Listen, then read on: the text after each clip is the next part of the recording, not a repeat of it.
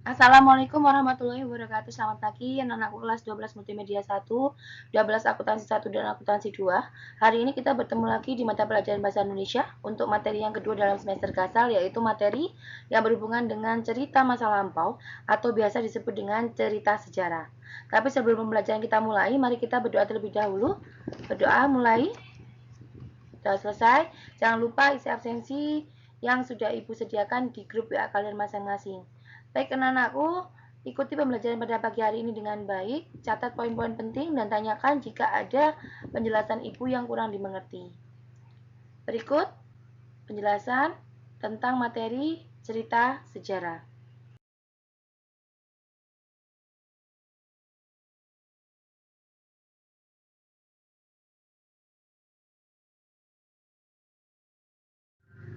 Tolong disimak dengan baik. Pertama, yang Ibu jelaskan di sini adalah pengertian teks cerita sejarah, di mana teks cerita sejarah diartikan sebagai teks yang menceritakan suatu peristiwa sejarah yang terjadi di masa lampau atau lalu, yang menjadi asal muasal atau latar belakang terjadinya sesuatu yang memiliki nilai sejarah. Contoh, sejarah kemerdekaan Republik Indonesia. Jenis cerita sejarah sendiri bisa disampaikan dengan dua hal. Yang pertama, disampaikan secara fiksi atau hasil imajinasi seseorang. Biasanya, di dalam cerita tersebut, sejarahnya pun dituliskan, urutan peristiwanya pun ada, kemudian latar belakang terjadinya sesuatunya pun ada, disampaikan melalui tulisan dalam bentuk novel, cerpen, atau roman. Yang kedua, bisa secara non-fiksi, yang merupakan hasil sesuai dengan kenyataan, bukan hasil imajinasi seseorang. Contohnya seperti biografi atau perjalanan hidup seseorang yang ditulis oleh orang lain, atau autobiografi, perjalanan hidup seseorang yang ditulis oleh dirinya sendiri, atau cerita perjalanan. Selanjutnya, kita bahas tentang unsur utama pada teks cerita sejarah. Meliputi unsur intrinsik, yaitu unsur secara langsung membangun sebuah teks. Ada 6 bagian. Yang pertama tema atau ide dasar atau gagasan pokok. Ibu contohkan dengan tema kepahlawanan. Nanti bisa kita perluas lagi, kepahlawanan itu bisa perjuangan, bisa merenggut, mengusir penjajah, dan lain sebagainya. Yang kedua, tokoh atau pelaku dan penokohannya atau perwatakan atau karakter tokohnya. Misalkan tokoh pahlawan ini karakternya baik, berani, tidak mudah putus asa, dan lain sebagainya. Yang ketiga, latar atau setting, tempat, waktu, dan suasana cerita itu terjadi. Keempat, alur atau plot cerita. Kita kenal ada alur maju, yaitu rangkaian peristiwanya mulai awal sampai akhir, berurutan. Yang kedua ada alur mundur, yaitu rangkaian peristiwanya kebalikan, yaitu akhir dari akhir sampai awal, biasanya flashback ke masa lalu. Yang ketiga alur campuran, yaitu menggunakan alur maju dan alur mundur yang dikombinasi. Kemudian ada amanat atau pesan yang ingin disampaikan, biasanya nilai-nilai yang bersifat baik. Yang keenam, sudut pandang, yaitu cara penulis menempatkan dirinya dalam cerita. Ada sudut pandang orang pertama pelaku utama, penulis menempatkan dirinya sebagai tokoh utama yang dominan dalam cerita, biasanya menggunakan kata aku. Yang kedua, ada sudut pandang orang pertama pelaku sampingan. Penulis menempatkan dirinya ada dalam cerita tersebut tetapi tidak sebagai tokoh utamanya. Yang ketiga, ada sudut pandang orang ketiga. Penulis menempatkan dirinya tidak dalam cerita, tetapi menceritakan orang lain, biasanya menggunakan kata dia atau nama seseorang. Yang keempat, sudut pandang orang ketiga yang serba tahu. Penulis memposisikan dirinya sebagai orang yang menceritakan orang lain dengan detail karena dia serba tahu tentang kehidupan tokoh yang ia ceritakan. Biasanya menggunakan kata dia, ia, atau nama tokohnya. Biasanya dalam teks cerita sejarah menggunakan sudut pandang orang ketiga yang serba tahu, karena dia menceritakan masa lampau sejarah seseorang secara detail. Kemudian yang kedua ada unsur ekstrinsik, unsur yang berada di luar karya sastra. tidak secara langsung membangun sebuah teks atau cerita. Biasanya menghubungkan pada nilai-nilai yang ada pada masyarakat. Ada nilai pendidikan, ada politik, ada sosial, budaya, moral, patriotik, nasionalisme, dan sebagainya. Seperti nilai agama. Selanjutnya kita bahas tentang struktur teks cerita sejarah.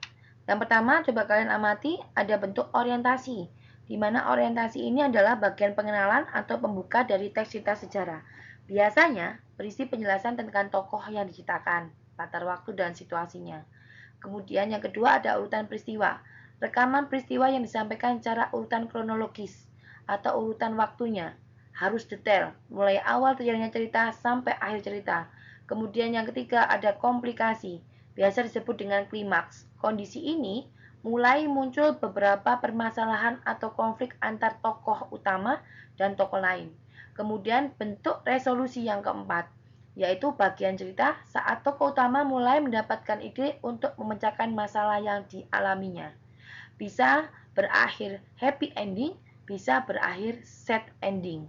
Jika happy ending berarti akhir ceritanya nanti menimbulkan kebahagiaan, dan sad ending akhirnya berakhir sedih. Kemudian ada reorientasi. Bagian reorientasi ini sifatnya pilihan, boleh ada, boleh juga tidak ada. Karena pada bagian ini adalah komentar pribadi penulis tentang peristiwa atau kejadian sejarah yang diceritakan. Biasanya berupa pesan moral dan amanat yang ada dalam cerita sejarah yang ingin disampaikan penulis pada bagian ini. Selanjutnya kita bahas kaidah teks cerita sejarah. Yang pertama, menggunakan kalimat bermakna lampau atau masa lalu. Ibu contohkan di situ pada tahun 1945 karena terjadinya pada tahun 1945, sekarang 2021 berarti lampau. Yang kedua, menggunakan kata ganti atau pronomina. Ibu contohkan Insinyur Soekarno diganti dengan kata beliau. Yang ketiga, menggunakan frase adverbial atau kata-kata yang menunjukkan kejadian atau peristiwa.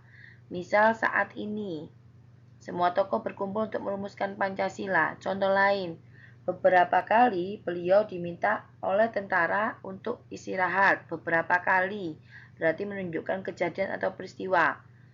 Yang keempat, menggunakan konjungsi. Bisa konjungsi subordinatif, seperti contoh di situ, ada kata yang, jika, bila, sejak, dan lain-lain. Juga konjungsi temporal atau waktu, misalkan sebelumnya, sesudah, sejak saat itu, dan lain-lain. Kelima, menggunakan kata kerja atau verba. Contoh, pejuang Indonesia berloncatan dan melintangkan. Kata kerja di sini menggambarkan suatu tindakan dari tokohnya. Kemudian, selanjutnya menggunakan kata sifat. Biasanya kata sifat ini untuk menggambarkan tokoh, tempat, atau suasana dalam cerita. Selanjutnya, setelah kalian memahami tentang struktur dan kebahasaan teks cerita sejarah dan unsur utamanya, diharapkan kalian nantinya bisa menulis teks cerita sejarah, minimal ceritamu sendiri, atau kamu nanti membuat biografimu. Bagaimana caranya? Yang pertama, menentukan peristiwa yang menarik untuk diceritakan. Berarti kamu ambil tema apa yang menarik nanti. Yang kedua, mengingat kembali urutan kapan, di mana, mengapa, dan bagaimana peristiwa itu terjadi. Berarti gunakan 5W1H untuk mengingat urutan peristiwa. Selanjutnya, mengumpulkan berbagai sumber yang mendukung ceritamu nanti. Cerita yang akan kamu tulis. Baru, menulis kronologis kejadian yang sesuai dengan tahapan-tahapan dalam bentuk garis besar cerita atau kalian buat kerangka karangannya dulu. Baru, mengembangkannya menjadi bentuk cerita yang utuh. Terakhir, periksa keruntutan dan kelogisan cerita kalian terkait isi, struktur, kaidah, dan kebahasaan serta ejaan yang digunakan. Jadi nanti bisa menulis teks cerita sejarah secara sempurna dengan memperhatikan langkah-langkah tersebut. Baiklah anakku, sebelum Ibu akhiri pembelajaran pada pagi hari ini, ada beberapa simpulan yang perlu kita buat bersama-sama untuk teks cerita sejarah. Apa teks cerita sejarah itu? Teks cerita sejarah merupakan teks yang memuat tentang cerita di masa lampau atau lalu. Ada unsur utama di dalamnya, yang melibatkan unsur intrinsik dan unsur ekstrinsik. Kemudian ada struktur dari teks tersebut, yaitu orientasi, urutan peristiwa, komplikasi, resolusi, dan reorientasi. Selain itu, juga ada penggunaan kaidah kebahasaan, menggunakan kalimat lampau, menggunakan konjungsi temporal dan subordinatif, kemudian menggunakan kata kerja, menggunakan kata sifat, dan frase adverbial. Untuk menulis teks cerita sejarah, ada beberapa langkah yang perlu kalian perhatikan. Di antara lainnya, kalian menentukan peristiwa apa yang kalian hendak ceritakan. Kemudian mengumpulkan bahan sampai akhirnya kalian bisa menulis secara sempurna. Selanjutnya, tugas untuk kalian, coba kalian bentuk kelompok 4-5 orang. Kemudian, cari 5 contoh cerita sejarah, baik fiksi atau non-fiksi. Kemudian buat seperti makalah dan dikumpulkan 1 minggu setelah materi ini Ibu sampaikan kepada kalian. Ibu akhiri pertemuan pada pagi hari ini. Assalamualaikum warahmatullahi wabarakatuh. Tetap jaga kesehatan dan bertemu lagi di minggu depan untuk mata pelajaran Bahasa Indonesia.